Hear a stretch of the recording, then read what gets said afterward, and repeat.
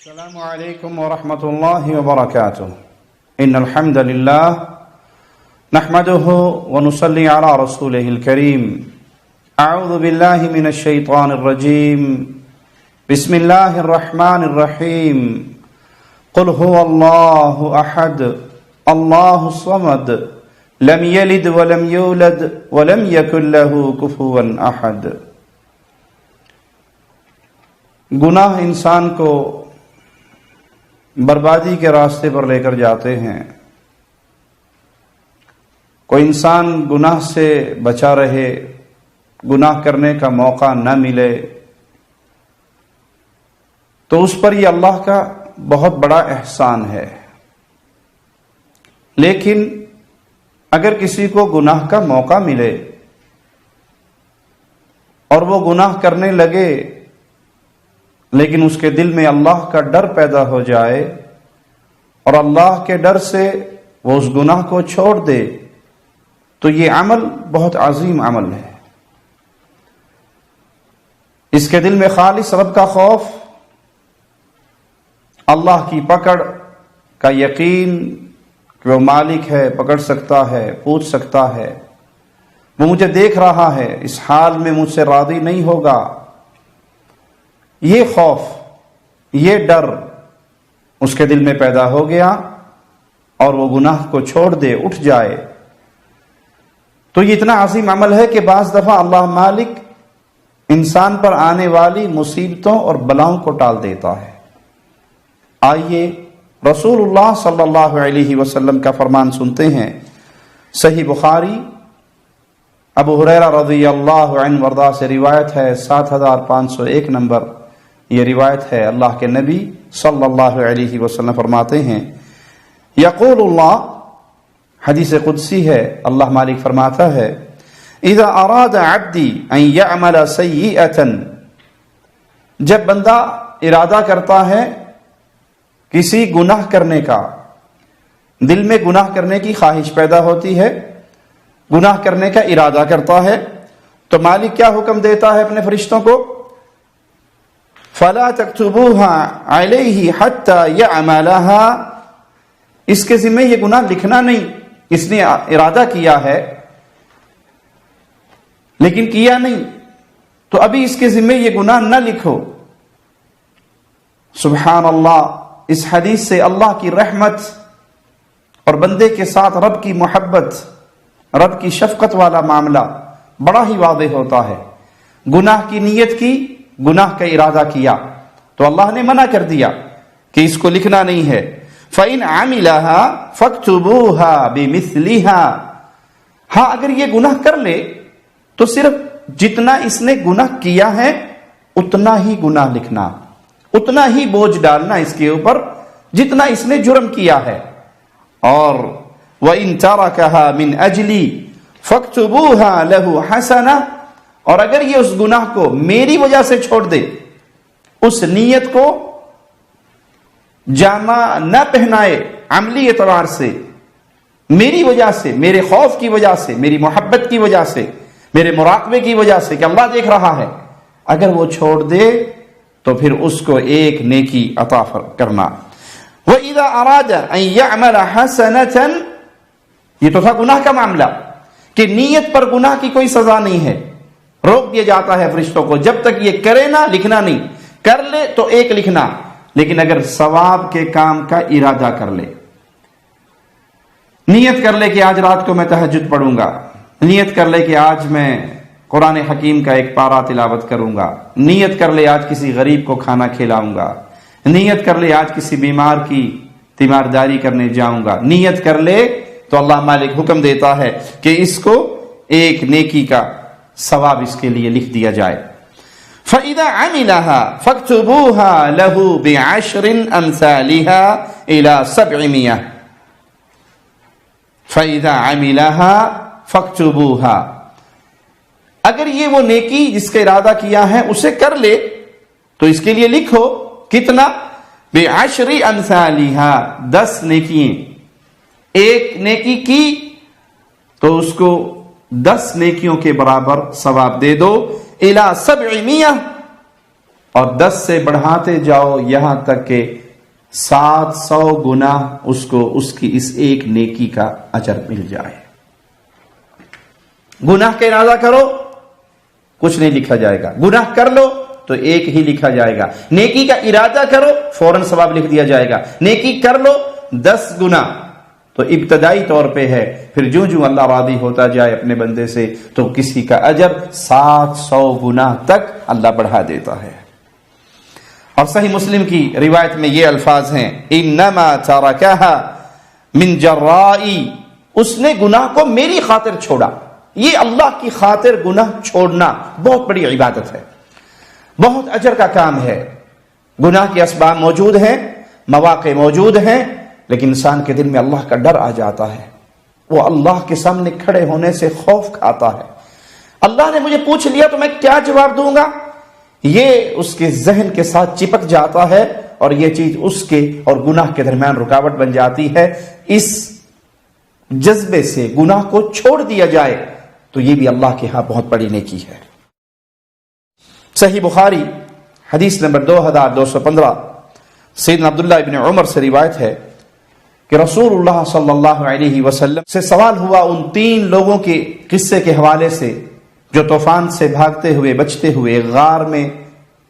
جا چھپے تھے اور غار کے منہ پہ ایک پتھر آ کے بند ہو گیا تھا۔ تو اللہ کے نبی صلی اللہ علیہ وسلم نے فرمایا وقال الآخر اللہم انہو کانت لی ابنۃ عم احببتها کاشد ما یحب الرجال، اے اللہ میری ایک کزن تھی، چچا کی بیٹی تھی جس سے میں محبت کرتا تھا۔ کتنی محبت کرتا تھا؟ کاشد ما یحب الرجال النساء، جتنی شدید محبت کسی مرد کو عورت سے ہوتی ہے میں اس سے اتنی ہی محبت کرتا تھا۔ فطلبت الیہا نفسہا فابت، میں نے اپنی خواہش کا اس سے اظہار کیا، اس کے ساتھ گناہ کرنے کے ارادے کا میں نے ذکر کیا تو اس نے انکار کر دیا۔ حتی آتیہا ب100 دینار، اور وہ کسی غربت میں کسی مجبوری میں پھنسی بھی، اپنی اس غربت کی وجہ سے اس نے اسے 100 دینار مانگے کہ 100 دینار اگر تم مجھے دے دو تو میں تمہاری گناہ کی یہ خواہش پوری کر دوں گی۔ فتعبت حتی جمعت 100 دینار، میں بھاگا، محنت کی، بہت اپنے اوپر میں نے صبر کیا اور تھکاوٹ مجھے ہو گئی، بھاگ دوڑ کر محنت کر کے کام کاج کر کے یہاں تک کہ میں نے 100 دینار اکٹھے کر لیے، اور جو میرے دل میں سب سے شدید خواہش تھی اب میں اس خواہش کو پورا کرنے کے قریب ہو گیا۔ فجئتها بها فلما وقعت بين رجليها، میں اس کے پاس آیا، وہ پیسے میں نے اس کو دیے اور میں اس پہ جب قابو پا چکا اور اپنے گناہ کے ارادے سے جب میں اس پر بیٹھ گیا، قالت یا عبد اللہ اتق اللہ، اب کوئی روکنے والا نہیں، کوئی ٹوکنے والا نہیں، میں ہوں اور میری خواہش پوری ہونے والی ہے، میں اس پہ قادر ہوں، اپنی خواہش پوری کرنے لگا ہوں کہ اس لڑکی کی زبان سے ایک جملہ نکلا اتق اللہ، اللہ کے بندے اللہ سے ڈر جا، اللہ کی حدود کو نہ توڑ، یہ حرام ہے اس کو حلال نہ کر، اللہ کی حدود کا پاس کر، اللہ کے خوف کو اپنے دل میں پیدا کر۔ جو ہی میرے پردہ سماعت سے یہ جملے ٹکرائے اتق اللہ، فقمت عنہا، میں نے فوراً اس کو چھوڑ دیا، وہاں سے اٹھ گیا، اس گناہ کو میں نے اپنے دل سے نکال دیا۔ اے اللہ فإن كنت تعلم أني فعلت ذلك ابتغاء وجهك، اے اللہ تو جانتا ہے اگر میں نے یہ خالص تجھے راضی کرنے کے لیے عمل کیا، فافرج لنا منها فرجة ففرج لهم، اے اللہ میں نے وہ گناہ قادر ہونے کے باوجود، تمام اسباب ہونے کے باوجود، صرف تیرے نام سے، تیرا خوف کھاتے ہوئے اتق اللہ کا جملہ سن کر میں اٹھ گیا، میں نے وہ گناہ نہیں کیا، تو جانتا ہے میرے دل کی کیفیت کو، اگر یہ میں نے گناہ تیری خاطر چھوڑا تو آج اس پتھر کو ہٹا کر ہمارے لیے یہاں سے راستہ بنا دے۔ اللہ نے اس عمل کو قبول کیا اور وہاں سے پتھر کو ہٹا دیا۔ ابن ماجہ حدیث نمبر 4245 سنیے، سیدنا ثوبان بیان کرتے ہیں کہ رسول اللہ صلی اللہ علیہ وسلم نے فرمایا لَأَعْلَمَنَّ أَقْوَامًا مِّنْ أُمَّتِي، میں اپنی امت کے ایسے لوگوں کو جانتا ہوں، ایسی اقوام کو جانتا ہوں، يَأْتُونَ يَوْمَ الْقِيَامَةِ بِحَسَنَاتٍ أَمْثَالِ جِبَالِ تِهَامَةَ بِيضًا۔ حدیث کو ذرا غور سے سنیے اور اللہ سے دعا کیجئے کہ اللہ ان بد نصیبوں میں ہمارا شمار نہ فرمانا۔ اللہ کے نبی فرما رہے ہیں میں اپنی امت کی ایسی اقوام کو جانتا ہوں جو قیامت کے دن آئیں گے اور تہامہ پہاڑوں جتنی چمکتی ہوئی روشن نیکیاں لے کر آئیں گے، فَيَجْعَلُهَا اللَّهُ عَزَّ وَجَلَّ هَبَاءً مَنْثُورًا۔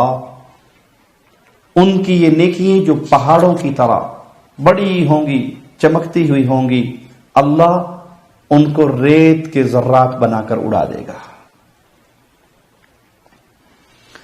سیدنا ثوبان کہنے لگے یا رسول اللہ صلی اللہ علیہ وسلم، یہ لوگ کون ہوں گے؟ ہمیں ان کی صفات، ان کی خرابیاں بتائیے، ان کا جرم بتائیے، ایسا نہ ہو کہ ہم بھی ان میں شامل ہو جائیں اور ہمیں پتہ ہی نہ چلے۔ تو رسول اللہ صلی اللہ علیہ وسلم نے فرمایا اما انہم اخوانکم ومن جلدتکم ویأخذون من اللیل کما تأخذون، یہ تمہارے بھائی ہوں گے، تمہاری ہی نسل سے ہوں گے، تمہاری جلد سے ہوں گے، جس طرح تم رات کو عبادت کرتے ہو، تہجد پڑھتے ہو، وہ بھی راتوں کو جاگنے والے ہوں گے، تہجد پڑھنے والے ہوں گے، عبادت کرنے والے ہوں گے۔ وَلَكِنَّهُمْ أَقْوَامٌ إِذَا خَلَوْا بِمَحَارِمِ اللَّهِ، لیکن وہ کون لوگ ہوں گے؟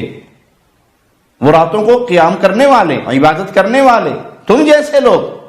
اسی امت کے افراد، لیکن ان میں ایک بیماری یہ ہوگی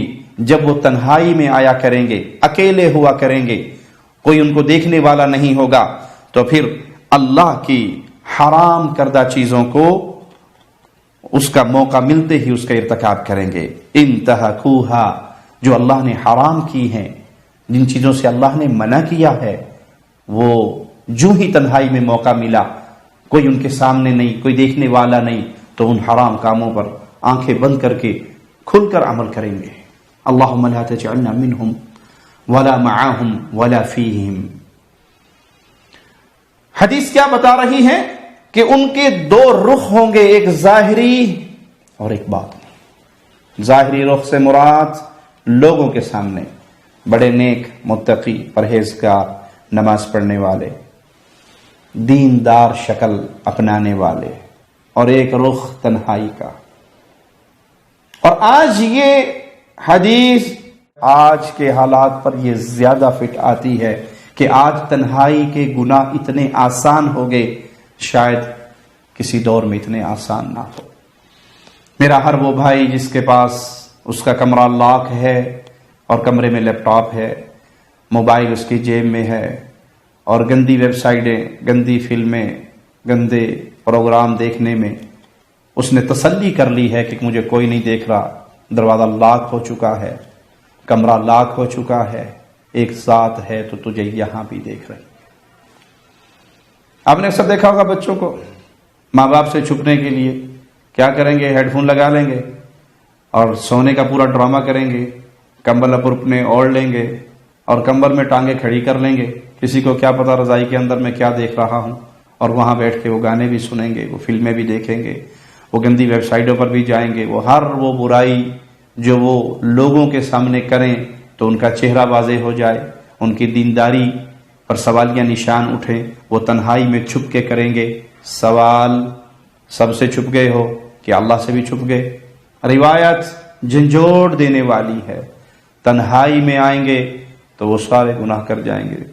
جو لوگوں کے سامنے بچتے ہیں اور اس پہ حرام کے فتوے لگاتے ہیں، تنہائی کے اندر اب کوئی نہیں دیکھ رہا، شراب ملی تو شراب پی گئے، زنا کا موقع ملا تو زنا کر گئے، بے حیائی کا موقع ملا تو بے حیائی کر گئے۔ یہاں پر آ کر وہ